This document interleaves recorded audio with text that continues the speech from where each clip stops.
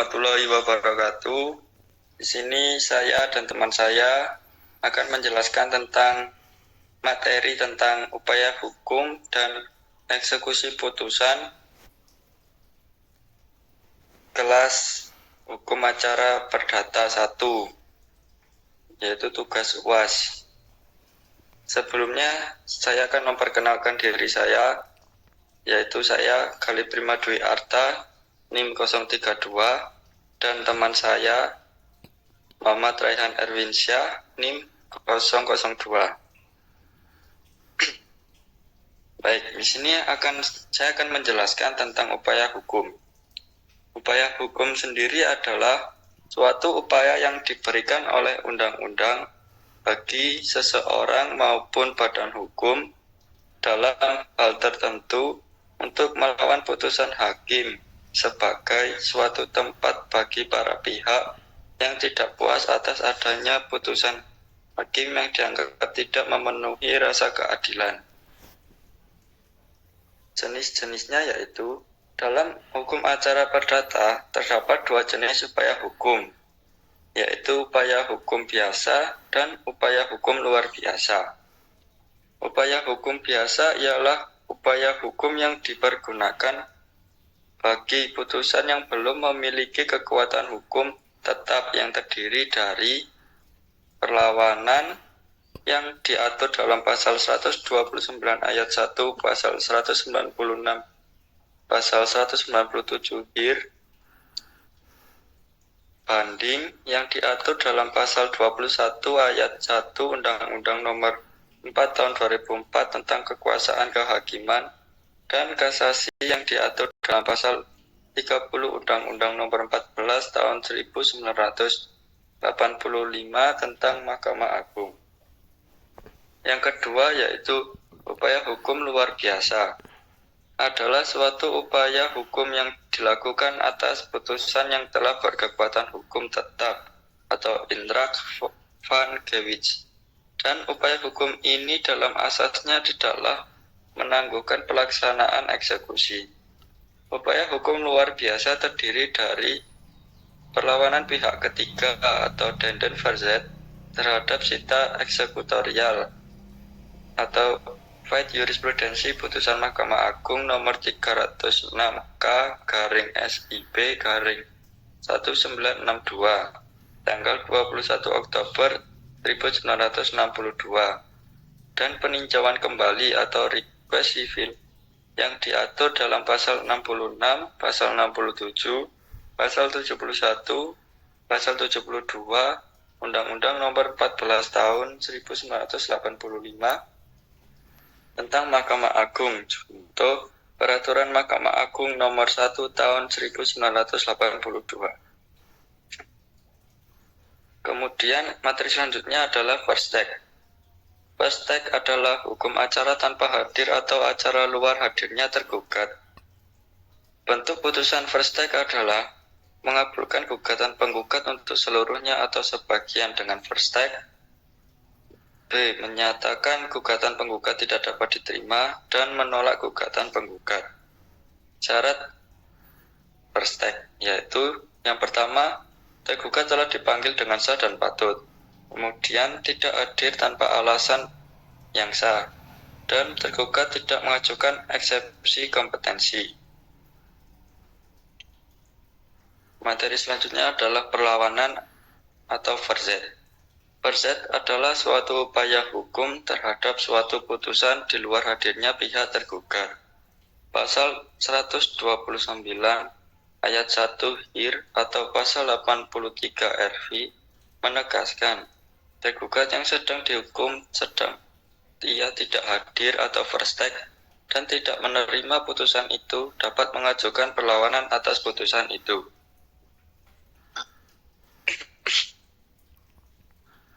Kemudian menurut pasal 129 ayat 1 dan pasal 83 RV, yang berhak mengajukan perlawanan hanya terbatas pihak tergugat saja.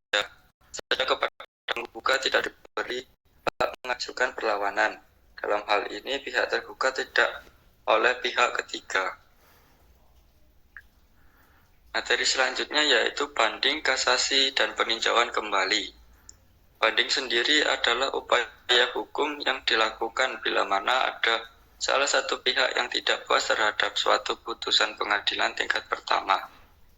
Kemudian, alasan-alasan mengajukan kasasi adalah A. Tidak berwenang atau melampaui batas wewenang. B. Salah menerapkan atau melanggar hukum yang berlaku. Dan C.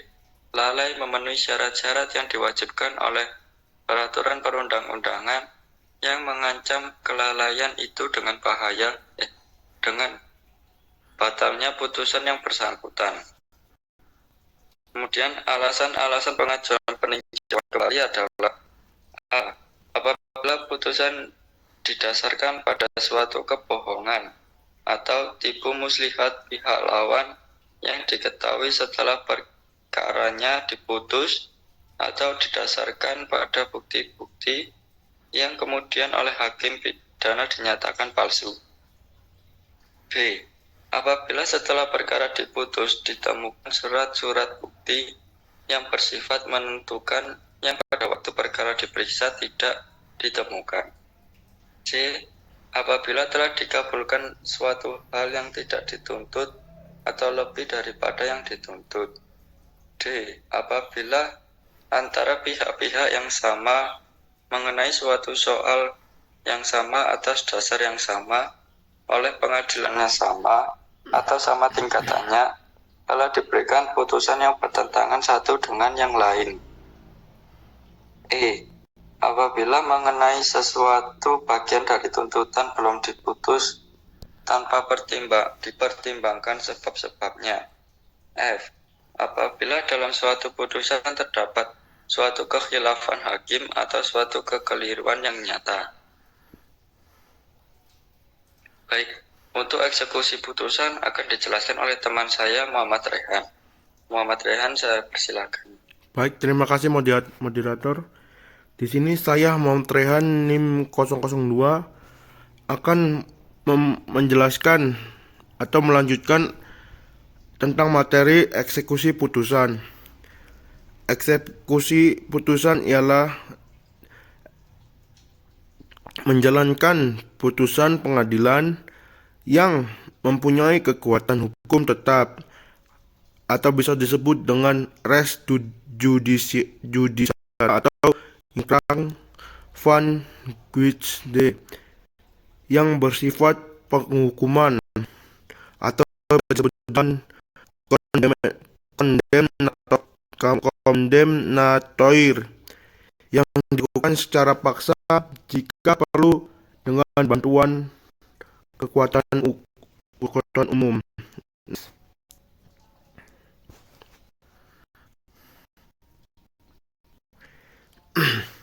Selanjutnya ialah prosedur eksekusi putusan.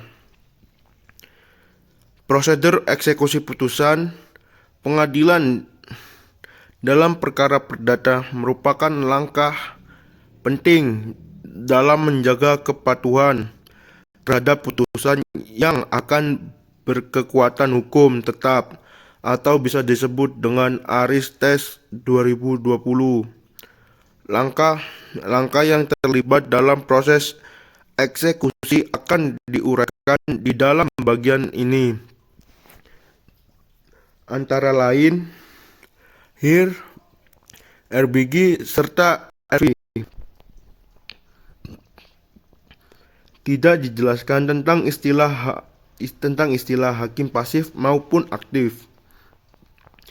Dalam hukum acara perdata, prinsip posisi pasif hakim hanya diadopsi oleh RV, yang sekarang tidak berlaku lagi, namun masih digunakan oleh beberapa hakim maupun oleh hakim di Indonesia. Di dalam proses pemeriksaan pokok, hakim memiliki kewajiban untuk mendamaikan para pihak yang berperkara sesuai dengan pasal 130 HIR ataupun pasal 154 RBG. Kesepakatan damai yang dicapai akan dicatat dalam akta bisa disebut dengan surat yang mewajibkan kedua belah pihak untuk mematuhi isi perjanjian. Meskipun akta perdamaian memiliki kekuatan hukum yang setara dengan putusan pengadilan, Pasal 130 ayat 3 HIR atau Pasal 154 ayat 3 RBG menegaskan bahwa akta ini tidak dapat diajukan banding. Next.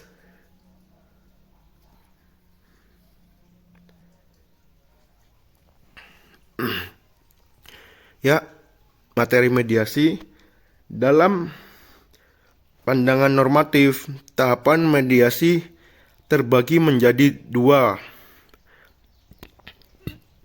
yaitu pramediasi dan mediasi. Pada tahap pramediasi, majelis hakim hanya memberikan arahan kepada para pihak untuk memilih mediator serta penetapan mediator. Mediator dalam setiap pengadilan harus memiliki kualifikasi yang berasal dari kalangan para hakim atau orang yang memiliki sertifikat mediator, lengkap dengan riwayat hidup serta pengalaman kerja. Setidaknya 2 orang hakim di setiap pengadilan diharuskan atau dituntut menjadi moderator. Next.